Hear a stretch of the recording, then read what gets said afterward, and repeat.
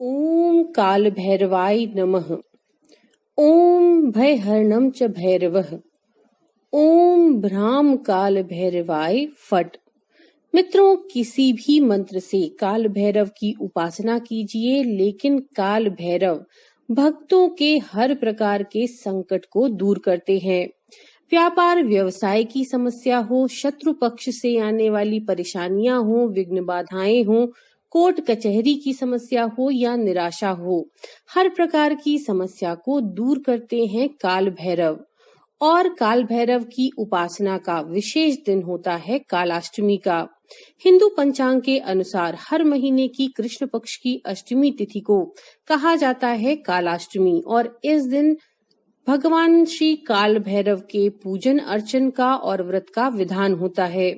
कालाष्टमी पर भगवान शिव के अवतार काल भैरव का जो पूजन करते हैं, उसमें नियमों का ध्यान रखना बहुत विशेष जरूरी होता है, क्योंकि भगवान शिव के रौद्र अवतार हैं काल भैरव। मित्रों, धार्मिक मान्यता के अनुसार कालाष्टमी के दिन व्रत रखने से और भैरवनाथ की आराधना करने से हर प्रकार के शुभ फल प्राप्त होते हैं, हर प्रकार की विघ्न बाधाएं दूर होती हैं। आज हम आपके लिए यहाँ पर लेकर आए हैं कालाष्टमी की व्रत कथा। तो चलिए शुरू करते हैं।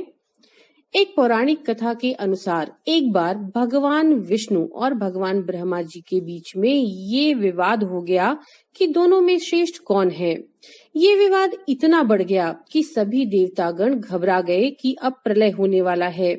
इस विकट समस्या का समाधान पाने के लिए सभी देवगण भगवान शिव के पास पहुंचे। तब भगवान शिव ने एक सभा का आयोजन किया और भगवान शिव ने इस सभा में सभी ज्ञानी ऋषि मुनि सिद्ध महात्माओं को आमंत्रित किया। इसके साथ ही साथ इस सभा में विष्णु जी और ब्रह्मा जी भी सम्मिलित हुए।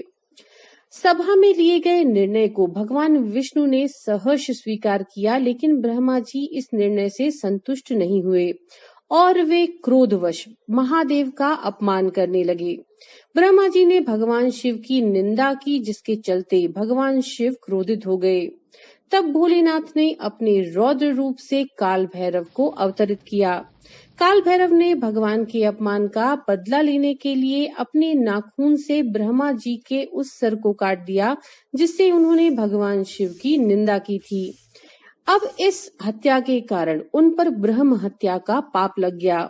ब्रह्म हत्या के पाप से मुक्ति के लिए भगवान शंकर ने काल भैरव को पृथ्वी पर जाकर प्रायश्चित करने के लिए कहा और बताया कि जब ब्रह्मा जी का कटा हुआ सर हाथ से गिर जाएगा, तब जाकर तुम्हें ब्रह्म हत्या के पाप से मुक्ति मिल पाएगी।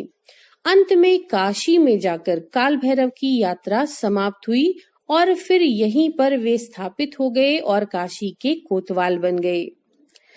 तो मित्रों, ये थी काल भैरव अष्टमी या कालाष्टमी की व्रत कथा। नमो नारायण।